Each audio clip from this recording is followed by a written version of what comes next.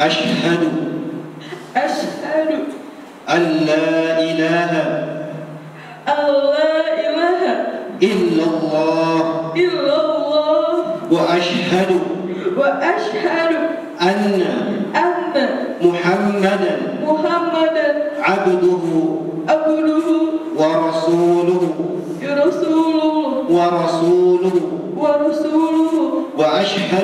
وأشهد أن عيسى عبده ورسوله. Bismillahirrahmanirrahim. Assalamualaikum warahmatullahi wabarakatuh. Alhamdulillahirabbil alamin. Wassalatu wassalamu ala nabiyina Muhammadin wa ala alihi wa sahbihi ajma'in, amma ba'd. Pemirsa Ilham TV yang semoga dirahmati Allah Subhanahu wa taala, pada video kali ini kita akan saksikan kisah mu'alaf dari saudari kita Anissa. Anissa diusir oleh keluarganya setelah ketahuan masuk agama Islam, bahkan diusir tanpa sepotong baju satupun. Baiklah, langsung saja kita simak video kisah mu'alaf berikut ini dan abaikan saja keberadaan saya yang ada di pojokan. Jadi fokus saja dengan materi ataupun pengakuan dari mu'alaf ini, dan mudah-mudahan banyak hikmah yang bisa kita petik dan semoga kita semuanya terinspirasi untuk menjadi orang-orang yang muttaqin, menjadi orang-orang yang senantiasa istiqomah di jalan Islam. Amin. Mari kita saksikan. Assalamualaikum warahmatullahi wabarakatuh. Perkenalkan, nama saya Anissa. Saya pertama kali mu'alaf itu di Desember 2018. Perjalanan saya menjadi mu'alaf itu berawal dari keinginan saya melihat lingkungan sekitar saya rata-rata adalah muslim. Jadi saya merasakan Islam itu nyaman bagi saya itu ketika bulan Ramadan, di mana setiap bulan puasa saya melihat teman-teman saya berkumpul dengan keluarganya seperti buka puasa, sholat tarawih, dan lebaran itu kayaknya menyatu dengan keluarganya. Tapi setelah saya bedakan dengan agama saya, dengan hari raya Natal, itu jauh sekali bedanya. Jadi itu yang bikin saya, oh ternyata Islam kekeluargaannya dapet ya, terus bikin saya tenang. Dan yang bikin saya mantap untuk masuk Islam adalah ketika saya mendengar suara takbir pada malam takbiran. Allahu Akbar, Allahu Akbar, Allahu Akbar. Ashhadu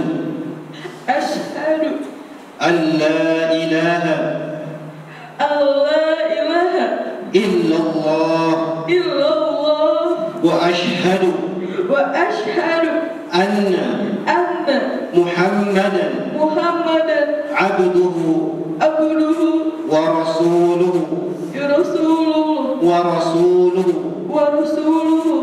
ashhadu anna Isa abduhu wa rasuluhu.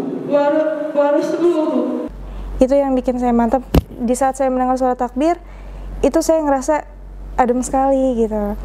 Jadi itu yang membuat saya mantap.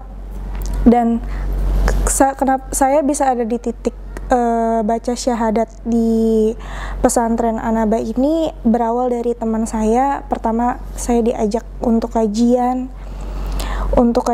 dan di situ posisinya saya belum mu'alaf sama sekali.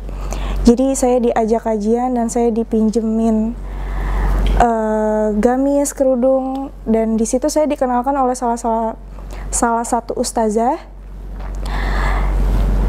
di mana ustazah itu juga seorang mu'alaf dan dia adalah mantan pendeta. Jadi di situ saya dikasih pencerahan masuk Islam tuh seperti ini, jadi mu'alaf tuh seperti ini. Dan di hari itu setelah saya pulang kajian, di situ saya memantapkan diri, oh saya harus mu'alaf, saya bisa mu'alaf seperti ustazah ini.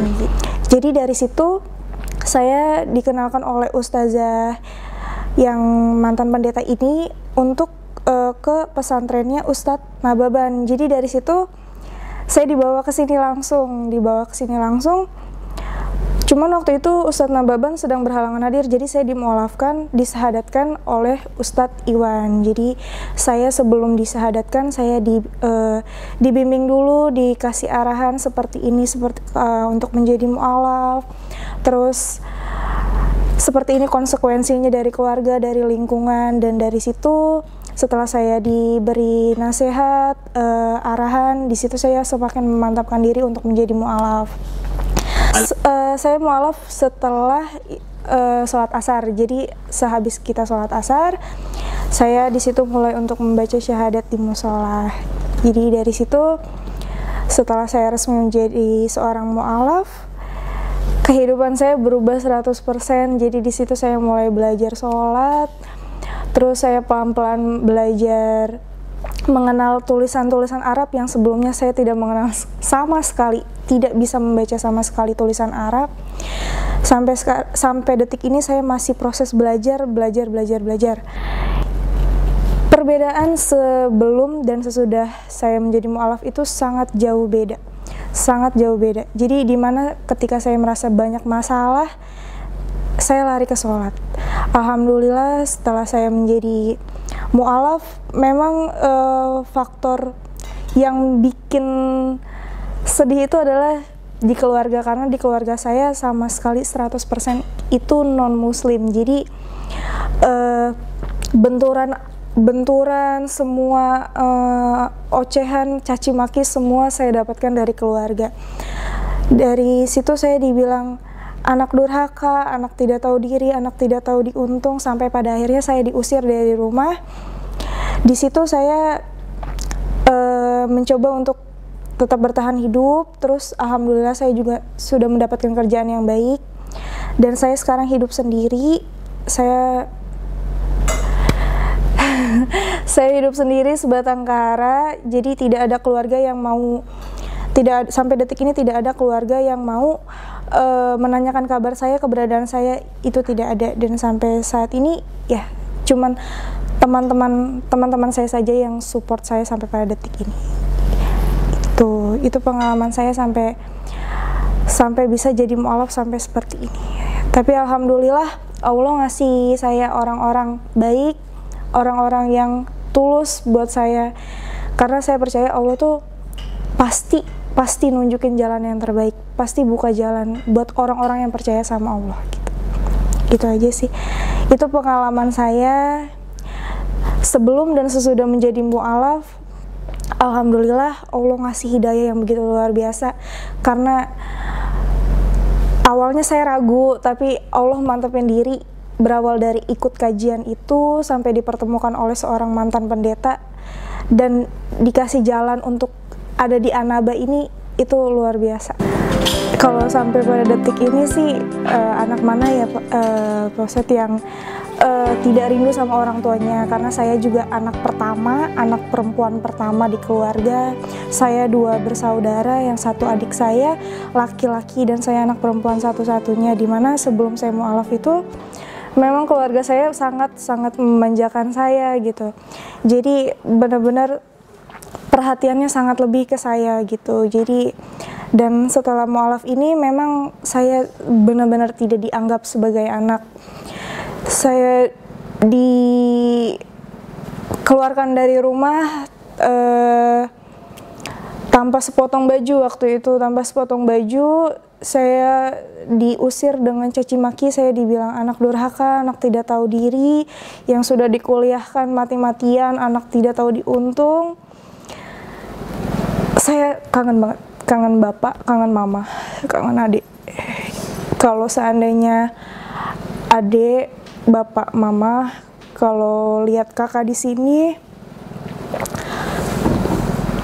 kakak cuma bilang, kakak udah dewasa, kakak nentuin jalan hidup kakak sendiri.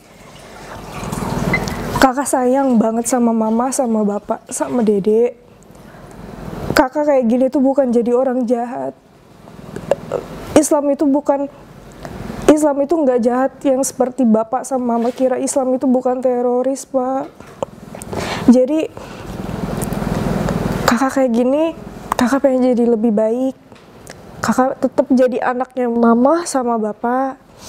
kakak nggak berubah jadi orang lain, enggak, cuman kakak punya kepercayaan yang berbeda dari bapak sama mama. Kakak selalu berdoa setiap sholat, bapak sama mama tuh sehat terus, panjang umur. Kakak pengen setiap kakak gajian tuh kakak pengen kasih mama sama bapak, tapi karena bapak sama mama ngebatasin hubungan ini, kakak bisa apa? Tapi insya Allah, Allah bukain pintu hati mama sama bapak biar bisa terima kakak lagi. Terus biar Allah juga yang buka pintu hati mama sama bapak supaya bisa dapat hidayah dari Allah. Kurang lebihnya mohon maaf. Assalamualaikum warahmatullahi wabarakatuh.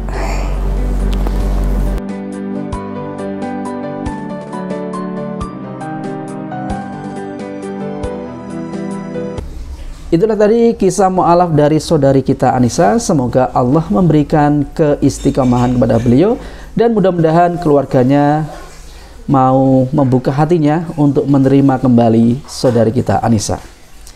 Baik, sampai di sini dulu perjumpaan kita.